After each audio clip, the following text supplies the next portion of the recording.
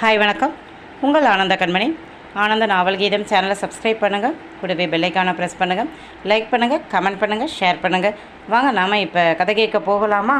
சுபலதாவின் மெய் உயிர்மையானதோ அத்தியாயம் 32. மகளின் கோபத்தை பார்த்து, என்ன மருமகனே, இந்த வீட்டு பெண்களுக்கு வாய் ரொம்ப நீளுது. உங்ககிட்ட பயமில்லை போலவே. அடிக்கடி மந்திரிச்சு விடுங்க மருமகனே. இந்த வம்சத்து திமிரு அப்பப்போ எட்டி பார்க்குது. ஐயோ பாவம் பெத்த மகளாச்சே அப்படின்னு நானும் அமைதியாக இருக்கேனா, அதுதான் இவளுக்கு பயமில்லாமல் போச்சு என்று கோமலவள்ளி மகளை முறைக்க, ஆமாம் அத்தை, இந்த வீட்டு திமிர் தான் இங்கே வந்ததும் தலை தூக்குது. ஆமாம், இங்கே வந்த பிறகுதான் எனக்கு திமிர் வருது. ஏன்னா என் அண்ணன் இருக்கிறாருன்ற திமிர். உங்கள் 2 பேருக்கும் என் அண்ணனை நேருக்கு நேர் எதிர்க்கிற தைரியம் இருந்தால் எங்கள் அண்ணன் வந்ததும் மோதி பாருங்க. எங்கள் அண்ணன் இங்கே இல்லை என்ற தைரியத்தில் பேசுகிறீங்க நீங்கள் என்று அமைதியான அஞ்சனா தன் தாயையும் கணவனையும் எதிர்க்க, அங்கே ஹாலில் யாரும் இல்லை என்றாலும் மாலதி, நிஷாந்தி, யாத்விகா மூவரும் மறைந்து அவரவர் இடத்தில் நின்று இதை கேட்டுக்கொண்டுதான் இருந்தார்கள். நந்தன் அஞ்சனாவை முறைத்தபடி, நீ வந்த வேலையை போய் பாரு என்றான். அவள் தாயை முறைத்தபடி போனாள். ஏன் அத்தை, முகிலன் கல்யாணமே பண்ணிக்க மாட்டான் அப்படின்னு சொன்னீங்க. நானும் அப்படித்தான் நினச்சேன்.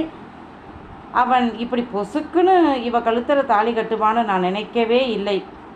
எப்படி அது நடந்தது? இவனா விரும்பி அவள் கழுத்தில் தாலி கட்டலை.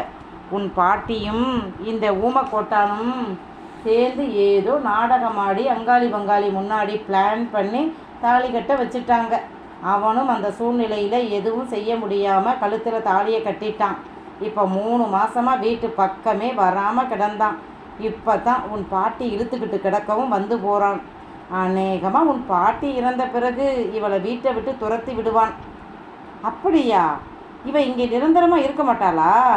நான் கூட இவ தான் இனி இந்த வீட்டு மூத்த மருமக அப்படின்னு நினச்சிட்டேனே. அது எப்படி நந்தா? என் மருமகள் இருக்க வேண்டிய இடத்தில் வேறு யாரையாவது இருக்க விடுவேனா? அன்று சொன்னதுதான் இன்றும். என் மகன் என்பதற்காக நான் விட்டு கொடுக்க மாட்டேன். என் பேச்சை கேட்காதவனை நான் ஒருபோதும் மன்னிக்க மாட்டேன். ஆனாலும் அத்தை, உங்கள் மற்ற 2 பையன்களை விட அவர்தான் ரொம்ப உயரத்தில் இருக்கார். பெரும் கொண்ட பணம், பேர் எல்லாம் இருக்கு. இருந்தா இருக்கட்டும் மாப்பிள்ளை, எல்லாம் உங்களுக்குத்தான்.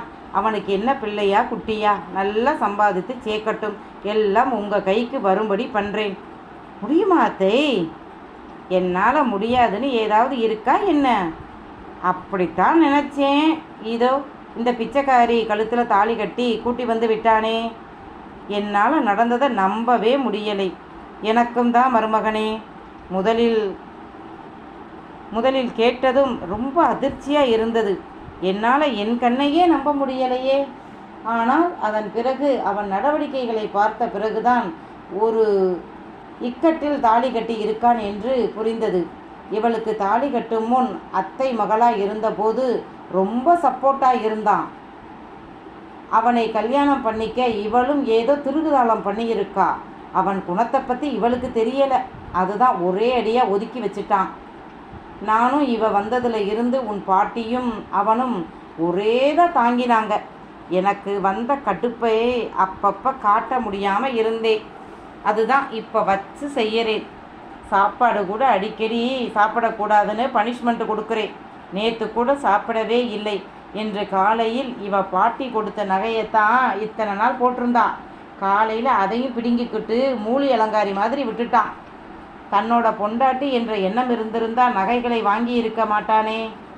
அதுவும் எல்லா சொந்தக்காரர்களும் வந்து போகும் இந்த நேரத்தில் குடும்ப கௌரவத்தை பாதிக்கும் இதை செய்கிறான் என்றால் என்ன அர்த்தம்? எல்லாருக்கும் முன்னால் இவள் எனக்கு தேவையில்லை என்று காட்டத்தான் செய்கிறான். மேலும் அடித்து மண்டையை வேற உடைச்சிட்டான். இவள் அதிக நாள் இங்கே இருக்க மாட்டாள். ஆனாலும் இவளை இப்படி சும்மா விடக்கூடாது என்று தான் நினைக்கிறேன். ஆனால் நான் இவளை ஏதாவது செய்ய போய் அவன் கோபப்பட்டு நமக்கு எதிர்ப்பாக செய்கிறதா நினச்சி இவ கூட சேர்ந்துடக்கூடாதே. அதுதான் ரொம்ப ஜாக்கிரதையாக இருக்கேன். வரட்டும், எங்கே போக போகிறாள் பார்க்கலாம். என்றாள் கோமலவல்லி. இது அத்தனை பேச்சும் நடுகாலில்தான் நடந்தது. சத்தமாகத்தான் பேசினார்கள். இதுவும் மற்ற பெண்கள் காதிலும் விழத்தான் செய்தது. அதை கேட்ட யாத்விகாவிற்கு பயத்தில் கை கால்கள் நடுங்க தொடங்கியது. ஏதோ என்னை பிடிக்கலை, அதுதான் விலக்கி வச்சிருக்கார், நாளடைவில் சரியா போயிடும், இல்லை என்றாலும் இந்த வீட்டில் வேலைக்காரியாகவாவது இருந்துட்டு போறேன் என்று அவள் நினைத்து கொண்டு இருக்க, அவனோ என்னை இந்த வீட்டை விட்டு அனுப்ப போகிறானா? கடவுளே, திரும்பவும் அங்கே பெரியப்பாவிற்கு சுமையா நான் போகணுமா? ஏதோ நான் கல்யாணமாகி சந்தோஷமாக இருக்கிறதா பெரியப்பா நினைத்து கொண்டு இருக்கார். இவளுடைய கஷ்டம் இவளுக்கும் அண்ணனுக்கும் மட்டும்தான் தெரியும். அவளுக்கு பட்டினி கிடப்பது ஒன்றும் புதிது இல்லை, பழகிய ஒன்றுதான். இங்கே கொலப்பட்டினியாக கிடக்கணும், அங்கே இருக்கிறத பகிர்ந்து அறவயிறாக சாப்பிடணும், அவ்வளவுதான். ஆனால் அங்கே அந்த சூப்பர்வைசர் திரும்ப வந்து கல்யாணம் அது இது என்று பேசுவானே, என்ன பண்ணுறது என்றுதான் பயந்து போனாள். இவர்கள் நினைப்பது போல் அவன் நகையை வாங்கி கொண்டதற்காக அவள் கவலைப்படவில்லை. அவள் தங்கத்தை பெரிதாக நினைத்ததும் இல்லை. ஆனால் ஏழை குடும்பத்துக்கு தங்கம் கொஞ்சம் இருந்தால் கூட சமயத்தில் கை கொடுக்கும் என்று தெரியும். ஏனோ எந்த உறவும் அவளுக்கு நிலையாக இருந்தது இல்லை. பெற்றவர்களை முதலில் இழந்தாள். பிறகு பெரியப்பா வீட்டை விட்டு வரவேண்டிய சூழ்நிலை. பிறகு தன்னை ஆதரித்த பாட்டி. என்னால் அவருக்கும் கஷ்டம். எனக்கு திருமணமாக வேண்டும் என்று எத்தனை பாடுபட்டார். கடைசியாக அந்த திருமணமும் அவளுக்கு நிலைக்காது போல. இதோ இன்றோ நாளையோ பாட்டியை இழந்து விடுவாள். பிறகு கட்டின கணவனை இப்படி எல்லாவற்றையும் இழந்து அவள் மட்டும் உயிரோடு இருந்து என்ன சாதிக்கப் போகிறாள் என்று ஒரு விரக்தியும் வந்தது. அதே சமயம் என் அம்மா இந்த வீட்டில் பிறந்து வளர்ந்து எல்லா சௌகரியங்களையும் அனுபவித்தவர். இந்த வீட்டை விட்டு போகும்படி ஒரு சூழ்நிலை வந்தபோது எதையும் யோசிக்காமல் கிளம்பிவிட்டார். உரிமை உள்ள அவரே அப்படி போன பிறகு உரிமை இல்லாத நான் இங்கேதான் இருப்பேன் என்று அடம்பிடிக்க கூடாது. அது என் அம்மாவிற்குத்தான் அவமானம்.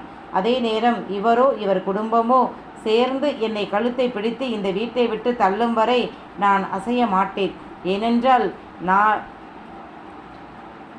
ஏனென்றால் நானாக இந்த வீட்டை விட்டு போனால் அவ அம்மா மாதிரி இவளும் சொல்லாம கொள்ளாம போய்விட்டாள் ஓடுகாலி என்றுதான் பேச்சு வரும். அப்படி வர நான் விடமாட்டேன். இருக்கும் வரை எந்த எதிர்பார்ப்பும் இல்லாமல் இருந்துட்டு போகிறேன் என்று நினைத்தவளுக்குள் ஒரு புதுவித தெம்பு வந்தது. கண்ணை கசக்கி கொண்டு நிற்காமல் சமையல் வேலையை பார்த்தாள். ஆனால் அவர்கள் பேசியதை கேட்ட மாலதிக்கு மாமியார் இப்படி அடுக்கடுக்காக செய்யும் பாவத்தால் தான் எந்த குறையும் இல்லாத எங்களுக்கு ஒரு வாரிசு வரலை, எல்லாம் இவரால் தான். பாட்டிக்கு பதில் மாமியார் செத்தால் நன்றாக இருக்கும் என்று நினைத்தாள். அதே நேரம் நிஷாந்திக்கு யாத்விகாவை நினைத்து தொண்டை அடைத்து கொண்டு வந்தது. முதலில் யாத்விகாவின் காது கழுத்தில் நகை போடணும். என்கிட்ட நகை இருக்கு, கொடுத்தாலும் அவள் போட மாட்டாள். பிறகு என்ன பண்ணுறது என்று யோசித்த நிஷாந்தி சட்டென தன் மகளை தூக்கி கொண்டு தன் ஸ்கூட்டியை எடுத்துக்கொண்டு வெளியே கிளம்பி விட்டாள். அவள் திரும்பி வரும்போது மதிய சாப்பாட்டிற்கு ஆண்கள் மூவரும் வந்திருந்தார்கள். முகிலன், பத்மாவதி, அஞ்சனா மூவரும் பாட்டியின் அருகே இருந்தார்கள். முகிலா, கலாவோட பொண்ணை திருமணம் செய்தது எனக்கு ரொம்ப சந்தோஷமாக இருக்குது. என் பெண்ணால் உன் சந்தோஷம் காணாமல் போச்சு. உனக்கு யாத்விகா ரொம்ப பொருத்தமான பெண். நீங்கள் 2 பேரும் நிறைவான ஒரு வாழ்க்கை வாழணும், அதுதான் என் ஆசை என்றார் அத்தை. முகிலன் அமைதியாக கேட்டுக்கொண்டு இருந்தான். அண்ணா, அம்மாவுக்கும் என் புருஷனுக்கும் நாத்தனாருக்கும் முன்னால் நீ யாத்விகா அண்ணி கூட சந்தோஷமாக வாழணும். கோபப்படாதே அண்ணா. ஒரு முறை நீ கோபப்பட்டு உன் வாழ்க்கையை இழந்தது போதும். திரும்பவும் அதே மாதிரி கோபப்பட்டு இன்னொரு முறை தப்பு பண்ணிவிடாதே அண்ணா. நீ யாத்விகா அண்ணியை திருமணம் பண்ணின சந்தோஷத்தால் தான் பாட்டி தன் உயிரை நிம்மதியாக விட போகிறாங்க. அவங்க நம்பிக்கையை நீ தகர்த்து விடாதே என்றாள் அஞ்சனா கெஞ்சலாக. முகிலன் யாருக்கும் எந்த பதிலும் சொல்லவில்லை. வீட்டிற்கு வந்த நிஷாந்தி தான் வாங்கி வந்த கவரிங் தோடு, வளையல், செயின் அத்தனையும் சமையல் அறையில் இருந்த யாத்விகாவை மிரட்டி, இது கவரிங் தான், மொட்டையாக காது கழுத்தில் இல்லாமல் இதை போட்டுக்க, இது ஒன்றும் பெரிய காசு இல்லை, சரியா என்று அவளை மிரட்டி போட வைத்தாள். போட்ட பின் யாத்விகாவை பார்க்க அழகாக இருந்தாள். இவளை கட்டின புண்ணியவானுக்கு இவள் அழகு கண்ணில் படலை, விலக்கி வச்சிருக்கார். இவளே பயந்தாங்கோழி. அவரை கண்டாலே அரண்டு ஒதுங்குவா. இப்போ சொல்லவே வேண்டாம். வேண்டாம்க்கா, நான் இப்படியே இருக்கேன் என்று சொன்னவளை சொந்தக்காரங்க 4 பேர் வரப்போக இருக்கும்போது நீ இப்படி இருக்கக்கூடாது என்று மிரட்டி போட வைத்தாள்.